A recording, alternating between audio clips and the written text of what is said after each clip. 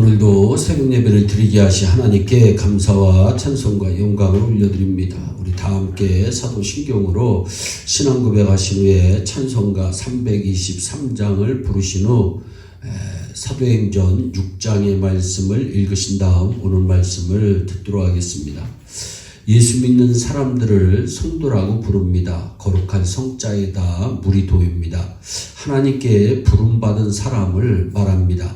하나님은 나를, 우리 모두를 불러주셨습니다. 요한복음 15장 16절 말씀에 보니까 너희가 나를 택한 것이 아니요 내가 너희를 택하여 세웠나니 분명히 말씀합니다. 하나님은 우리를 나를 택하셔서 하나님의 귀한 자녀 삼으시고 아버지라 부르게 하여 주셨습니다. 영접하는 자, 그 이름을 믿는 자들에게는 하나님의 자녀가 되는 권세를 주셨다고 요한복음 1장 12절은 말씀합니다. 그러므로 예수 믿는 사람은 하나님께서 나를 불러주셨다고 하는 소명에 대한 확신이 반드시 있어야 합니다. 그리고 이 소명만 있으면 되느냐? 아닙니다. 부르셔서 일을 맡기셨다고 하는 사명의 확신이 있어야 합니다. 오늘을 사는 거, 또 나에게 부양할 가족이 있는 거, 내가 돌봐줄 사람이 있다고 하는 거, 공경할 어른이 계시다고 하는 거, 교회에서 할 일이 있는 거, 이 모든 것이 하나님이 내게 맡기신 일이라고 여기는 사명감으로 우리는 인생을 살아야 합니다. 그리고 맡은 일에는 최선을 다하는 책임감도 있어야 합니다. 그래야 하나님의 영광을 위해, 하나님의 나라를 위해 하나님의 뜻을 이룰 수 있는 것입니다. 하나님은 지금도 사람을 부르시고 세우셔서 하나님의 일을 하게 하십니다. 예일교회도 하나님의 일을 할 사람, 하나님의 일에 부름받는 일꾼이 참 필요한 시대입니다. 교회를 말하려면 초대교회를 빼놓을 수 없습니다. 교회가 처음 세워진 초창기 교회를 초대교회라고 일컫습니다. 그런데 초대교회는 성장하는 축복과 함께 두 가지 위기를 겪습니다. 하나는 사도행전 4장과 5장에 나타난 핍박입니다. 그렇지만 초대교회는 이 핍박의 위기를 잘 극복해내고 도리어 부흥합니다. 그런데 핍박이 없어지니까 내부 갈등이라고 하는 위기가 또한 찾아옵니다. 오늘 이 사도행전 6장의 내용이 그 내용입니다. 초대교회에는 어려운 사람을 돕는 구제, 지역 갈등, 봉사의 형평성 문제 등이 복잡하게 얽혀 있었습니다. 교회는 처음 교회나 요즘 교회나 다른 교회나 예일교회나 예수 믿는 사람이 모여 예배하고 말씀 배우고 교제 나누고 복음 전하는 믿음의 공동체입니다. 그런데 다양한 사람이 모이다 보니까 이런저런 문제가 있습니다. 예수 믿는다는 이유만으로 사람들이 모였으니 이런 일 저런 일이 있는 거 어찌 보면 당연합니다. 예수님 제자들이 목회하던 초대교회도 많은 문제가 있었습니다. 초대교회에도 문제가 많았던 그것이 제게는 조그마한 위로가 되고 힘이 되기도 합니다. 심지어 예수님의 제자들이 목회하던 초대교회도 이렇게 문제가 있었다니 말입니다. 상황과 조건이 다를 뿐 문제는 비슷비슷합니다. 그러니 굳이 초대교회로 돌아가자 할 필요는 없다고 저는 생각합니다. 지금 여기에서 here and now 우리가 하나님 마음에 합하게 자라려 애쓰면 되는 것입니다.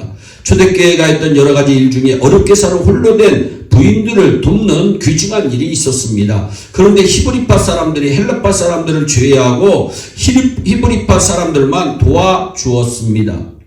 그러니까 헬라파 사람들이 히브리파 사람들을 원망했다고 성경은 말씀합니다. 1절 말씀 보세요. 헬라파 유대인들이 자기의 과부들이 매일의 구제에 빠짐으로 히브리파 사람을 원망했다. 히브리파 유대인들은 예루살렘을 중심으로 고향을 떠나지 않고 살던 유대인들입니다. 헬라파 유대인들은 타향에 가서 살다가 온 유대인들입니다.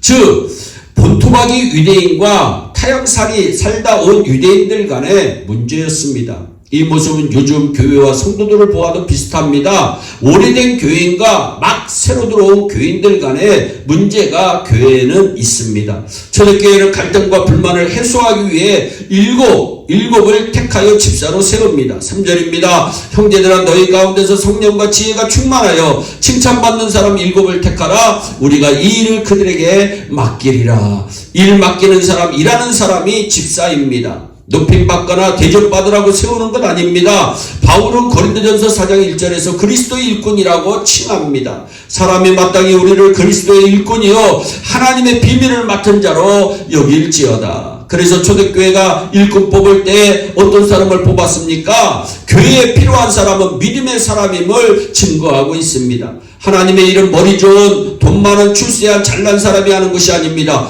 믿음의 사람이 하는 것입니다. 믿음의 사람이 어떤 사람입니까? 성령의 사람이 믿음의 사람입니다. 성령이 충만해야 일 잘할 수 있습니다.